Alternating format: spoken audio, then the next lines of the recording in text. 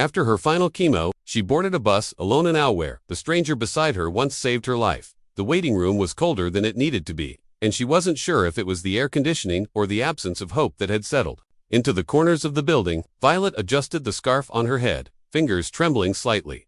Not from fear, not anymore, just fatigue, a kind of tired that sat deep in her bones, like cement poured into the spaces between her joints. The nurse called her name softly, not like the first time, not with the warm lilt of reassurance or the chirpy brightness reserved for the newly diagnosed. This time, it was just a whisper, a formality. Violet stood slowly, her legs aching with each step, and followed the nurse down a hallway she had memorized like a prayer. Same beige walls, same weak smile from the receptionist, same silent clock ticking above the medication fridge. The fourth line pinched slightly as it settled into the crook of her arm. She didn't wince, didn't flinch. After 16 rounds, pain became a companion, not an intruder. The nurse pressed a warm hand to hers. "Last one," she said gently. Violet nodded. She didn't smile. She didn't cry. She just stared at the bag as it dripped. Her final dose. The poison that had both hurt her and saved her. The nurse busied herself with paperwork. The room was quiet except for the steady click of the drip and the faint humming of fluorescent lights. Violet looked down at her hands, pale, thin, her nails were brittle, and her fingers looked older than 32. She tried to remember who she had been before all this. Before the diagnosis, before the words stage 3 sliced through the rest of her life. Before the surgeries, before the hair loss, before her boyfriend slowly stopped calling, and her friends didn't know what to say anymore. She had been a teacher once, 5th grade. She used to wear silly earrings to class apples, pencils, tiny globes. The kids loved her. They used to beg her to read out loud even when it wasn't story time. Now she couldn't even picture their faces clearly. Everything from that life felt like a memory taped to a foggy window. Still there, but unreachable. When the infusion finished, the nurse unhooked the line and removed the tape gently, almost reverently. "You did it," she whispered. Violet just nodded. She reached for her bag slowly, her shoulders hunched under the invisible weight of the months behind her. Outside, the afternoon was gray. Not stormy, just indifferent. She didn't call a cab, didn't want to sit in another sterile box that smelled like vinyl and pine cleaner. She walked. 2 blocks down, she reached the bus stop. Route 14, it would take her to the edge of the city, where she rented a tiny basement apartment with peeling wallpaper and a window that faced a wall. She stepped onto the bus with the last few coins in her pocket. The driver didn't look at her. No one did. She took a seat near the back, by the window. The seat beside her was empty. She was grateful for that. She leaned her head gently against the glass. The bus engine growled, and the city blurred past. In shades of gray and rust, at the next stop, a man boarded. She didn't notice him at first. He wasn't particularly tall or striking, just an older man with a wool coat and kind eyes. He sat beside her. Not because the bus was full. It wasn't, just because he did. She turned her face slightly toward the window, not wanting to make conversation. Not today, not after everything. But then, from the corner of her eye, she noticed something strange. The way he glanced at her scarf, not rudely, not with curiosity, but with quiet recognition, like someone who had worn one, once, or known. Someone who had. She didn't speak, but she felt the silence between them shift slightly, like the space had softened. He cleared his throat gently. "You look like you've been through something," he said. His voice wasn't intrusive, just calm, warm. Violet didn't respond at first. She didn't know anyone her story, but something about the way he said it, not like a question, but an acknowledgement, made her pause. "Chemo," she said finally. Her voice cracked on the word. It sounded foreign out loud. The man nodded slowly. "I thought so," he said. Then, a pause. "My wife used to sit on this same route every Thursday. After her treatments, she said the motion of the bus made her feel like she was moving forward, even when her life wasn't." Violet blinked. The weight in her chest shifted slightly. Did she? She didn't finish the sentence. She didn't want to ask. "Didn't want to know?" He smiled softly, eyes distant. "She passed 5 years ago, but not from the cancer. She beat that. It was a car accident. Of all things, the kind of twist that makes you question everything." The bus rumbled along. Them spoke for a moment. Violet glanced at the window again, but this time her reflection looked a little less hollow. "I used to teach," she said suddenly, surprising even herself. The man smiled again. "5th grade?" he asked. Her eyes widened. "Yes," he chuckled softly. "Lucky guess." Another pause, or maybe not. She tilted her head, watching him closely now. There was something about his face familiar, but not in the way that made sense. "What do you do?" she asked quietly. "Retired now," he replied. "Used to run a children's charity. We worked with schools. Sponsored students. Field trips, supplies. You'd be surprised how much difference a new backpack can make to a kid with nothing." Violet nodded. "I used to tell my students that every pencil they touched had a story before it reached their hand." He looked at her, and something passed between them. Recognition, but not of the face, of the feeling, the knowing. The bus pulled up to another stop. More passengers got on. A teenager with headphones, a woman with grocery bags, a boy holding a paper airplane. The man beside her glanced down at her hands. She was holding the edge of her scarf tightly, knuckles white. You know, he said softly, when my wife lost her hair, she thought it would make people look away. But it didn't. It made them look closer. Violet swallowed hard. People look at me like I'm a ghost, she whispered. Like they're afraid I'll disappear in front of them. The man didn't flinch. You haven't disappeared, he said gently. You've just been invisible to the wrong people. She felt something sharp press against the back of her eyes. Not pain, not fear, just a tear, threatening to fall. She blinked it away. The city rolled past him. The bus driver announced a transfer stop. The man reached into his coat and pulled out a small piece of folded paper. Can I give you something? He asked. Violet hesitated, then nodded. He handed it to her carefully, like it might break. She unfolded it. Inside was a printed article, years old and yellowing slightly at the edges. The headline read, Anonymous Donor Funds Life-Saving Surgery for Local Child. Her breath caught. She scanned the page. The story detailed how a little girl had been born with a rare heart condition, how her single mother couldn't afford the surgery, how, in the final hour, a donation had come in from a man who never left a name, only a note. She deserves a full life. Violet's hand trembled as she read the date. It was 27 years ago. She looked up, heart pounding. This was me, she whispered. I was that baby. The man beside her didn't smile this time. He just nodded once, solemnly. I know. Her lips parted, but no words came. Just breath, shaky and quiet. She looked at him again. Really looked. He had aged since then. The creases near his eyes were soft now, worn from time and grief. But there was something about the way he sat, the way he carried silence like a second language, that felt familiar. Violet clutched the paper in her hands like it might disappear if she blinked too long. Why? She whispered, not out of disbelief, not from suspicion, but from a place, buried so deep, she hadn't touched it since she was a child. The place that had once wondered why someone had saved her, why a stranger had given her a second chance without ever asking for anything back. The man looked out the window as if the answer lived somewhere in the moving blur of buildings. I used to work late nights back then. Big office, small apartment. No one waiting for me when I got home. I'd walk past the children's wing of the hospital just to remind myself that there were still lives happening, not mergers, not board meetings, real lives. I saw your mother one night. In the waiting room, she was holding you, crying, whispering to you, like if she said your name enough, you'd stay. I don't know what came over me, but I asked the nurse about you, and the next morning, I signed the check. Violet's heart ached, not from sadness, but from the quiet gravity of it all. The fact that her life, her very existence, had been cradled once by a stranger's hands. A man she had never met. A man who had sat quietly beside her on a city bus, years later, never expecting her to know. She blinked. You didn't have to tell me. The man turned toward her, his voice low and steady. I didn't want to. Not until I saw you get on this bus. Not until I recognized the shape of your eyes. She looked down. Her hands were trembling again. Not from fatigue, from being seen. I don't know what to say, she whispered. You don't have to say anything, he replied. You already lived. That's more than enough. The bus jolted slightly as it turned.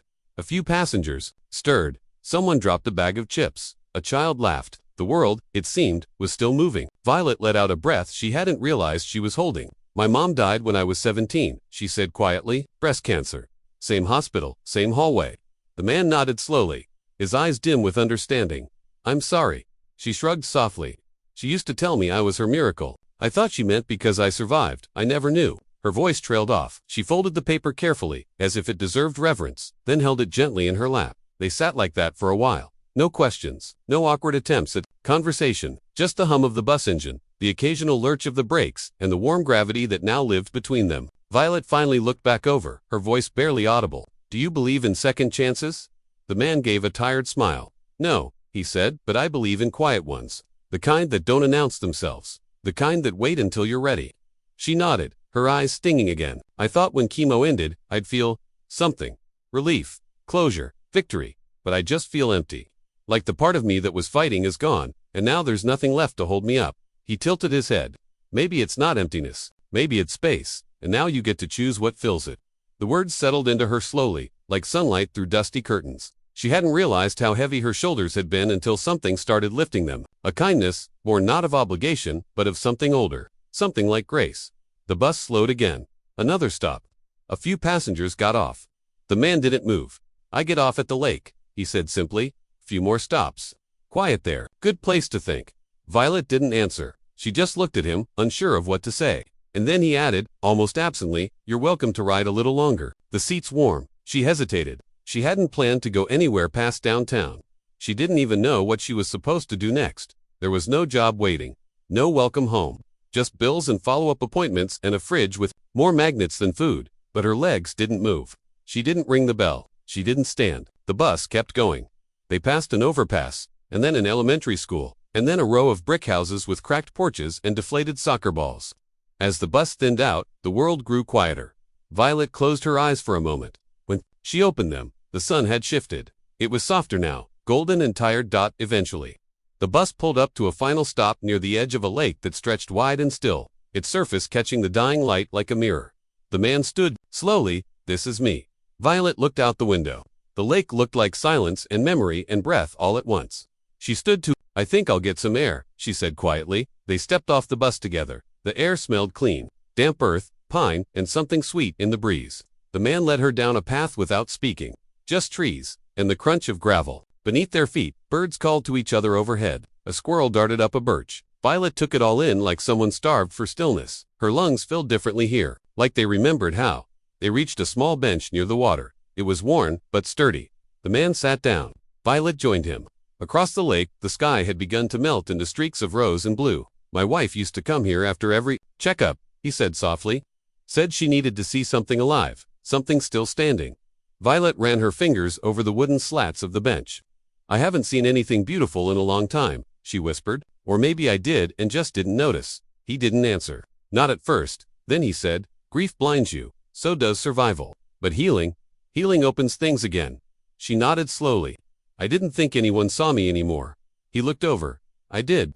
Even before today." She blinked. "How?" "Because I once sat beside someone who looked just like you." Hollowed out. Exhausted. But she smiled when the sun hit her face. "That's what I remember. The way light still found her." Violet stared at the water. She could see their reflections. Faintly, wavy, and imperfect. Her scarf fluttered in the breeze. Her skin looked pale, but not ghostly. Her shoulders hunched, but they were still carrying something. A life. "I think I was angry for a long time," she said. "At everything. At my mom. At my body. At the nurses for smiling too much. At the mirror for changing. At the world for moving on without me." "That's fair," he said. "But I'm tired of being angry." "That's also fair." They sat in silence again. Not the awkward kind, the safe kind, the kind that makes room for breath. A breeze lifted off the lake, carrying the scent of damp pine and wildflowers. It brushed across Violet's skin like something remembered from childhood, a comfort she hadn't realized she missed. The man beside her leaned back on the bench, his hands folded in his lap, his gaze fixed somewhere in the fading sky. "You know," he said, after a long moment, "when my wife was near the end, she asked me something. She said, 'What do you think comes after all this?'" He smiled faintly, not at the question, but at the memory. "I told her I didn't know, but I hoped it was quiet and soft, not a tunnel or a light, just the sound of someone breathing beside you, the kind that reminds you you're not alone." Violet let the words sink in. She didn't speak right away. There was something sacred about what he'd said, not religious, not philosophical, just human. She looked out over the water. The sun had nearly disappeared, leaving streaks of gold behind like a promise. "I think I believed I'd feel different after it was over," she said finally. "The chemo, the pain, the fear, but I feel the same, just more, hollow." He nodded. "It's like the storm stops, but the air still hums, like thunder's still hiding somewhere behind your ribs." She looked over at him, surprised. "Yes, exactly like that. I felt it too," he said. "After Sam died, my younger brother, after my wife, even after Caleb." He paused. "Grief doesn't stop, it just gets quieter. And then, some days, it sings again without warning." Violet's eyes filled suddenly. The tears came fast, not from one thing, but from everything. From months of holding them in, of telling herself she was strong, of pretending strength and silence were the same thing. She didn't sob, she didn't break down. She just let them fall slow, steady, unashamed. He didn't look away. He didn't rush her. He simply pulled a folded handkerchief from his coat pocket and placed it gently on her knee. She took it with a shaking hand. "Thank you," she whispered. They sat like that until the light began to fade completely. The shadows grew long, and the air cooled. But for the first time in months, Violet didn't feel cold. Eventually, they rose. No words, no announcement, just a shared breath, a quiet understanding. The walk back was slower. Not from fatigue, but from something else, an unwillingness to leave whatever it was they had found beside the water. When they reached the bus stop again, The bench was empty. The schedule taped to the pole fluttered in the wind. The next bus was still half an hour away. "Do you live nearby?" she asked. He nodded. "A few blocks up. Apartment above the bakery. It's small, but the smell of bread in the morning makes it worth it." She smiled softly. "I live in a basement. It smells like radiator rust and old books." He chuckled. "Then, maybe tomorrow, you come have a croissant. My treat." She didn't answer immediately. Then she said, "Okay, but only if it has chocolate." "Only kind worth having," he said. The street light overhead flickered on. It cast their shadows behind them, long and imperfect. When the bus finally came, she hesitated. She turned back. Toward him. "Can I ask you something?" She said, "Of course. Why did you never tell me? Back then, when I was a kid." He paused. "Because I didn't want you to feel like you owed anyone your life. I wanted you to live it without that weight, to be free." She nodded slowly. I think I would have lived it differently if I'd known. More cautiously, more scared. That's why I stayed a stranger." She smiled again. Not big, not loud, but full. The bus door opened. She stepped inside. Before it pulled away, she turned back. He raised a hand, and she did too. That night, in her small basement apartment, Violet sat by the window with the curtain pulled back. She drank tea from a chipped mug and reread the article he had given her. Her fingers ran over the printed words, as if trying to trace the history that had shaped her. She lit a candle on the windowsill. Not for ceremony, not for grief, just for warmth, for memory, for light. The next morning, she stood outside the bakery, scarf still wrapped around her head, cheeks flushed from the morning air. He was already waiting, 2 mugs in hand, one plain, one chocolate. She didn't say anything, just took the cup and stood beside him. Inside, the bakery buzzed quietly, soft chatter, clinking plates, jazz on the radio. The smell of sugar and flour drifted through the air like a lullaby. They sat by the window, talked a little, laughed a little. A week passed, then 2. One afternoon, Violet arrived carrying a box. Inside were books, children's books with worn edges and dog-eared pages. She placed them on the cafe's back shelf. "I thought maybe someone's kid might want to read while they wait." The man looked at her. "Back to teaching?" She shook her head. "Not yet. Just remembering who I was before." He nodded. "Welcome back." Days melted into routines. She'd come for breakfast, sometimes stay for lunch. He'd walk her to the bus. Sometimes he rode with her, just to talk. He never asked how she was feeling. He never tiptoed around her past. He just saw her. One afternoon, she told him about her mom, about the little green mug she always used, the one that somehow never broke. She talked about the first time she was told she might not live to see 30, about the letter she wrote and never sent to no one, just in case. He listened. Then he told her about Sam, about Caleb, about the lake house they'd never lived in, the birthday he forgot to attend, the last voicemail he kept saved for years. She listened. One morning, she showed up at the bakery with a blue folder in hand. "What's that?" he asked. "A proposal," she said, sliding it toward him. He opened it. Inside, a plan for a children's reading program. Free books, weekend, story circles, maybe even field trips to the lake. She had drawn little stars beside the best parts. "Think we can pull it off?" she asked. He looked up at her, eyes shining. "We already did." Later that evening, they sat outside on the bakery steps. The sky above them stretched wide and pink and endless. She looked over at him. "I don't think I ever said thank you, for the surgery, for the seat on the bus, for the chocolate croissant." He smiled. "You said it. You lived."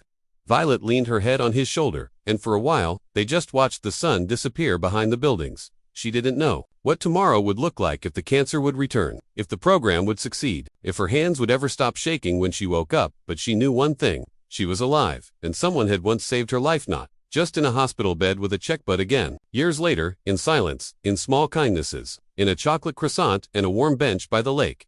She had been broken. Now, she was growing. Not loudly, not quickly, but deeply. And that was enough.